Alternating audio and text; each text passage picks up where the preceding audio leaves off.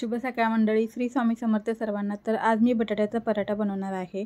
तर मी 3 बटाटे उकडवून घेतलेले आहेत आणि त्याला बारीक करून घेतले, हाताने कुस्करून घेतलेले आहे। कोथिंबीर, हिरवी मिरची, थोडासा लाल तिखट, हळद, जिरा पावडर, धना पावडर आणि थोडीशी आमचूर पावडर टाकलेली आहे आणि लसूण आणि अद्रकची पेस्ट टाकून छान असं हाताने मिक्स केलेलं आहे।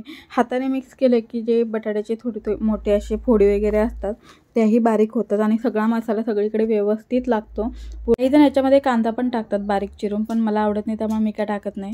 इथे गव्हाचं पीठ मळताना मी त्याच्यामध्ये दही आणि थोडासा ओवा टाकून छान असं पीठ मळून घेतलेलं आहे आणि थोडीशी त्याची चपाती लाटून त्याच्यावरती तो गोळा बटाट्याचा प्रेस करून ठेवून मग गोळा बनवला देतात। असं बनवला पराठा की पूर्ण कडेपर्यंत बटाटा जातो आणि तूप टाकून मी छान असा पराठा भाजून घेतलेला आहे।